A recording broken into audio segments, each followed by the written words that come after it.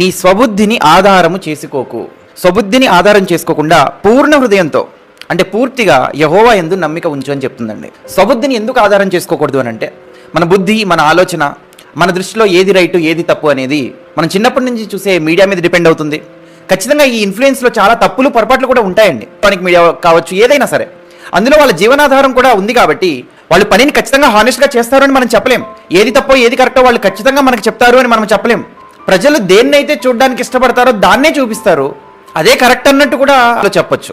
మరి చిన్నప్పటి నుంచి మనం ఈ మీడియాకి ప్రభావితం అయ్యాం కాబట్టి అలా తప్పుగా వాళ్ళు చూపించిన వాటిని మనం కరెక్ట్ అని అనుకోవచ్చు. కాబట్టి మనం ఎప్పుడు కూడా మన స్వబుద్ధిని ఆధారం చేసుకోకూడదు. మన స్వబుద్ధి లేదా మన ఇంట్యూషన్ లేదా మన మైండ్, నా హృదయం ఇలా చెప్తుంది, అది ఎప్పుడు కూడా మన ఫైనల్ కంక్లూజన్ కాకూడదండి. దాన్ని బేస్ చేసుకొని మనం ఏది కరెక్ట్ ఏది తప్పు అని నిర్ణయం తీసుకోకూడదు. నీ స్వబుద్ధిని ఆధారము చేసుకోకు. స్వబుద్ధిని ఆధారం చేసుకోకుండా పూర్ణ హృదయంతో అంటే పూర్తిగా యెహోవా యందు నమ్మిక ఉంచు అని చెప్తుందండి. స్వబుద్ధిని ఎందుకు ఆధారం చేసుకోకూడదు అని అంటే, మన బుద్ధి, మన ఆలోచన, మన దృష్టిలో ఏది రైటు ఏది తప్పు అనేది మనం చిన్నప్పటి నుంచి చూసే మీడియా మీద డిపెండ్ అవుతుంది.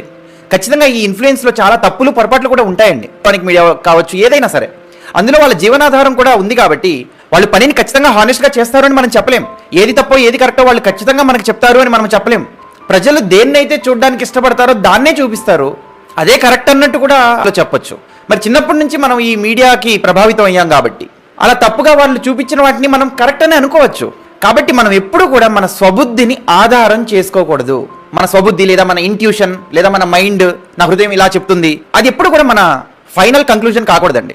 దాన్ని బేస్ చేసుకొని మనం ఏది కరెక్ట్ ఏది తప్పు అని నిర్ణయం తీసుకోకూడదు.